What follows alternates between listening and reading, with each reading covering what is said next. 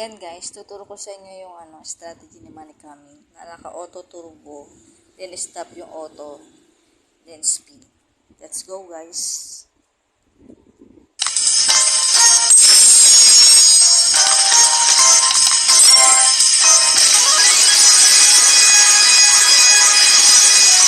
Ayun yung auto turbo na ginalaw ko. In-open ko kaya lumabas yung 2K. So next.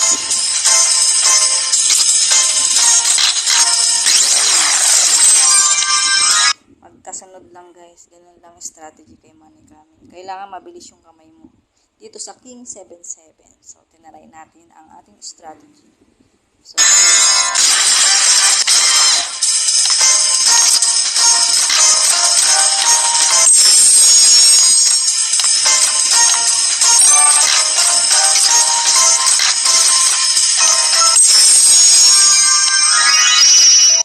ganon. Basta gamitin nyo na yung auto turbo nyo guys ha.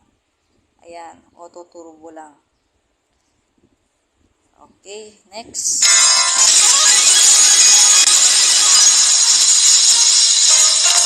So guys, kapag may 10 piso kayo nakikita, i-click nyo muna yun dun sa bet 10, sa bet 10. Alisin nyo muna yung 10, saka kayo mag bet ng higher. Okay, let's go.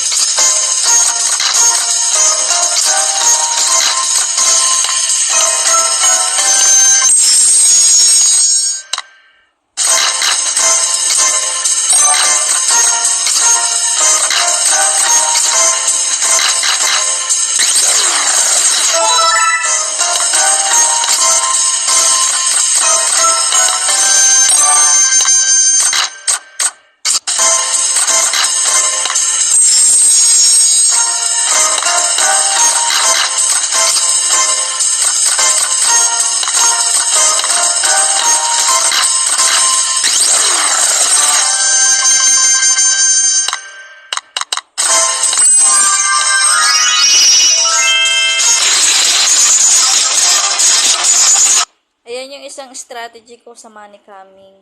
So, nakakalimutan ko pala. Ayan pala yung isa. Yan guys, try nyo.